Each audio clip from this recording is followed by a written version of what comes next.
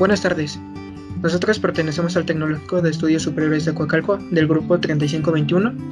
Esta es nuestra videopresentación de nuestra ponencia de la materia de simulación con la profesora Fuentes Herrera Fabiola. Bueno, los integrantes que conforman este equipo son Medina Nolasco Miguel Ángel, Piñeda Mote Montserrat, Tapia Ramírez Daniel Alejandro, Torres Sánchez Osvaldo Yair y su servidor Hernández Rodríguez Sebastián Giovanni. Bueno, el tema que nos tocó explicar fue prueba de estadística de aleatoriedad, corridas arriba y debajo de la media. Bueno, lo primero que vamos a ver en esta presentación va a ser el contenido. El contenido de nuestra presentación va a estar dividida en 5 secciones. La primera va a ser la introducción, la segunda va a ser nuestra definición, la tercera valores que se emplean, la cuarta la conclusión y por último la quinta serían las referencias que hemos consultado para poder realizar esta presentación. Comenzando con la introducción, bueno, esta técnica se basa en la teoría de corridas. La prueba de corridas es un método que nos ayuda a evaluar el carácter de aleatoriedad de una secuencia de números estadísticamente independientes y números uniformemente distribuidos. Existen dos versiones de la prueba de corridas. Una es la prueba de corridas arriba y abajo, que es la ascendente y descendente, y la segunda es la prueba de corridas arriba y debajo de la media, que sería básicamente el promedio y es la que nos vamos a centrar específicamente en esta ponencia. Y bueno, a continuación, mi compañero Osvaldo Yair Torres Sánchez nos va a explicar un poco más acerca de la definición de este tema. Bueno, yo me llamo Osvaldo Yair Torres Sánchez y le voy a hablar sobre el tema de prueba estadística de aleatoriedad final. Bueno, como definición es que son las pruebas que son usadas para decidir si una determinada muestra o conjuntos de datos corresponde a un patrón o puede ser o se puede considerar como aleatoria. La palabra aleatoria es un campo que se hace un proceso cuyo resultado no es previsible, más que una razón de intervención al azar, ya que no se puede predecir qué datos o qué conjuntos van a salir como resultado.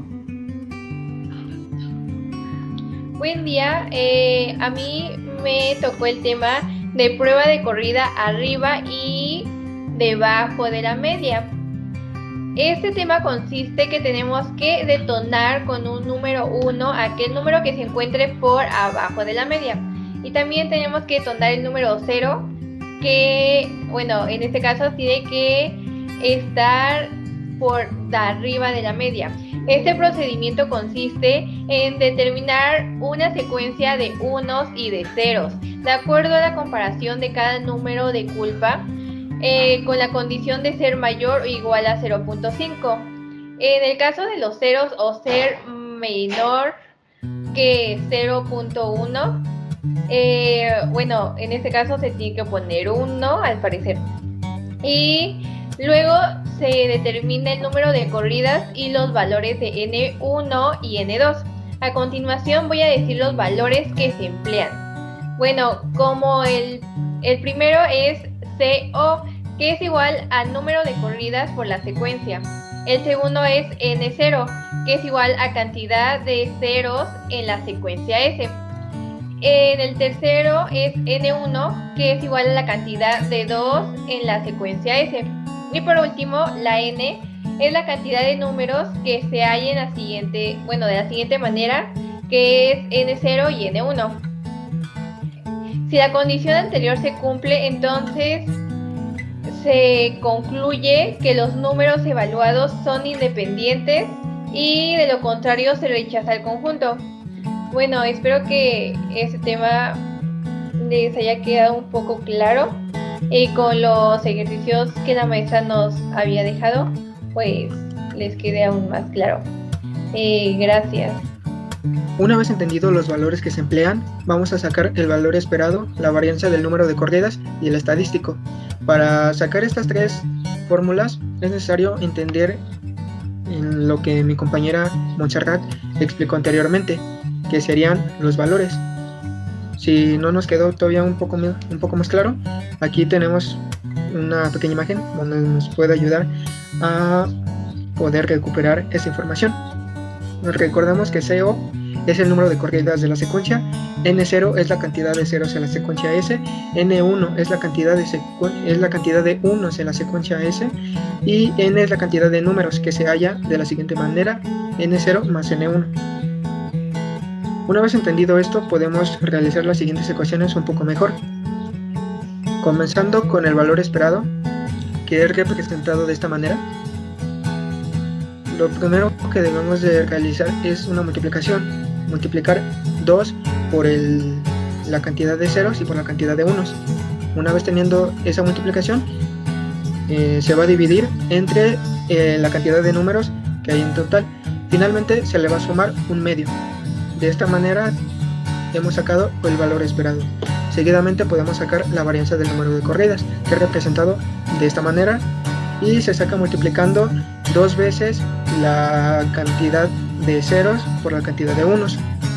Y seguidamente podemos ver que está entre paréntesis la misma fórmula, que es 2n0 n1, solamente que se va a restar la cantidad de números en total. Una vez teniendo estos dos resultados, se podrían multiplicar y se podrían dividir entre la cantidad de números al cuadrado por la cantidad de números menos 1. De esta manera se saca la varianza del número de corridas. Finalmente se podría sacar el estadístico, que es representado de esta manera, y como podemos ver en la fórmula ya no nos pide la cantidad de ceros ni la cantidad de unos, únicamente nos pide el número de corridas en la secuencia. Sería el número de corridas en la secuencia menos el valor esperado, que lo hemos sacado anteriormente, y esto se será dividido entre la varianza del número de corridas, solo con la diferencia de que la varianza de corridas está elevado al cuadrado, y en este caso no está elevado a ninguna potencia. Y bueno, a continuación mi compañero Tapia Ramírez, Daniel Alejandro, nos va a explicar un poco más a detalle con su ejemplo en Excel. Buenas tardes, maestra, mi nombre es Daniel Alejandro y el día de hoy voy a explicar el ejemplo que hicimos mis compañeros y yo para este tema, que es estadísticas de aleatoriedad. Muy bien, nosotros agarramos 10 números, como se puede ver aquí, completamente aleatorios. Básicamente los escogió el programa de Excel de manera aleatoria, como se puede ver aquí arriba. Ahí está, de manera aleatoria. Los escogió el programa de Excel y los coloca pues los 10 números. De acuerdo a nuestros 10 números, en S, si digamos C3 es mayor a C2, entonces imprimiría un 1. En caso contrario, como ahorita C3 es 0.00 a 0.61, entonces C3 es menor a 2, a C2, lo que significa de que imprimiría un 0.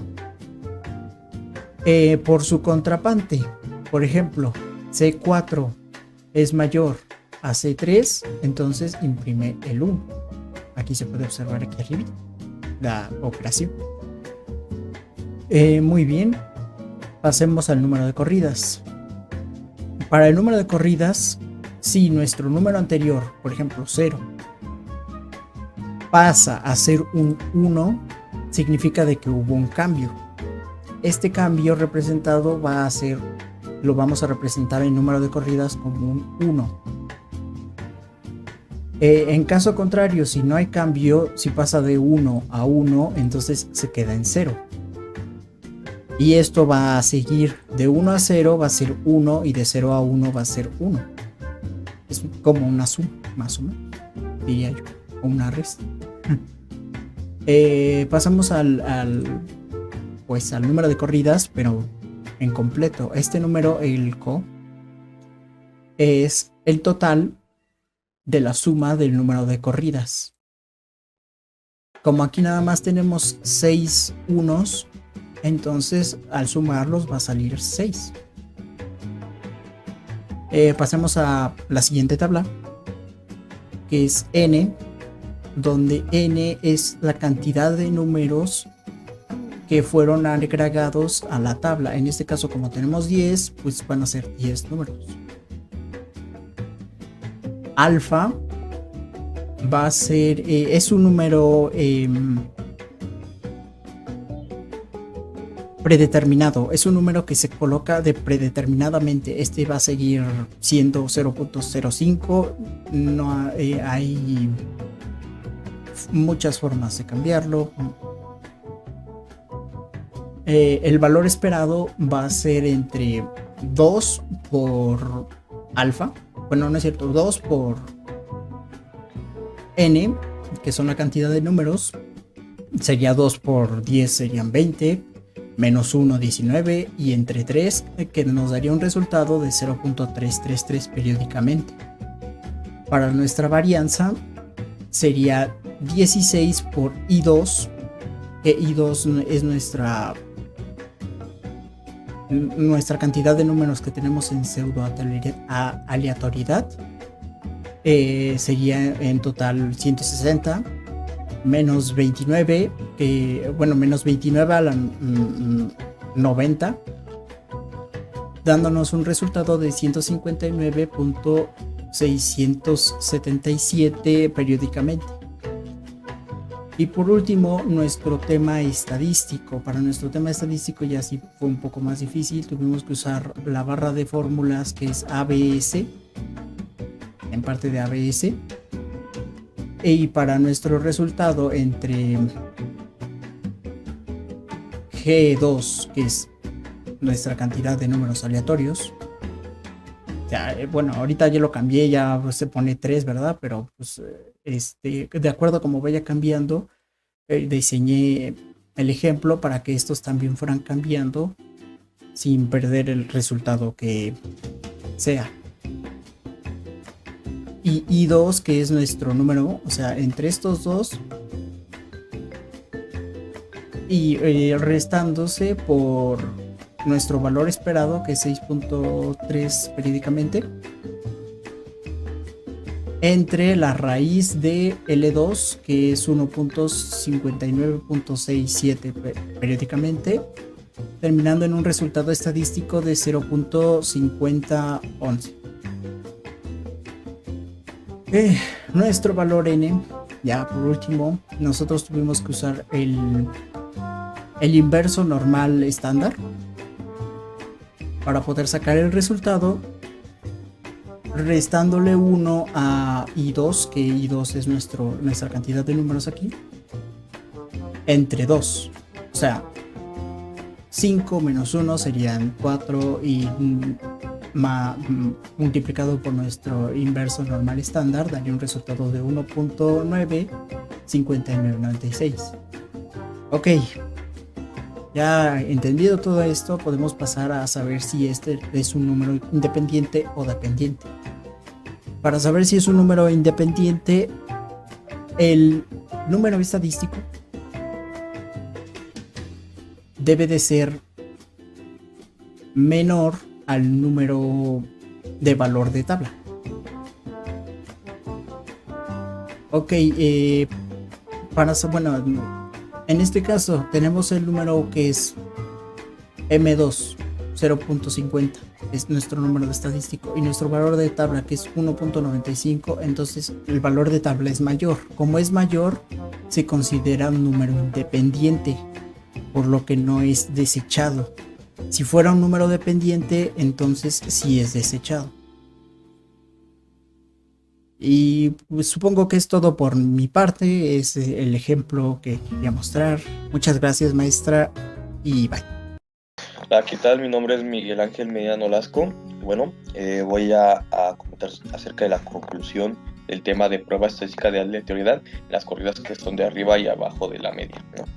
Bueno, estos testeos o estas pruebas son importantes el poder aplicar a un conjunto de datos, porque así podemos conocer si corresponden más a un patrón que ya se ha definido o realmente a una aleatoriedad, ¿no? Y lo importante aquí es un algoritmo sencillo, pero que nos permite saber, nada más nos importan las dependencias o independencias entre los números.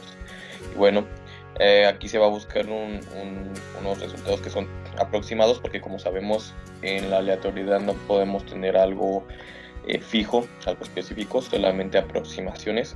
y bueno, se vio que era, si la media la podemos colocar como un 0.5, en el que si está por encima de esta se va a asignar un número 0, y si está por debajo un número 1, ¿no? Y de ahí podemos, con una serie de fórmulas, poder concluir si son independientes o dependientemente de ellas, ¿no? Bueno, finalmente llegamos a las referencias. Estas son nuestras 3 referencias que hemos utilizado para realizar esta ponencia. Y bueno, espero que les haya agradado nuestra presentación y muchas gracias por llegar hasta el final.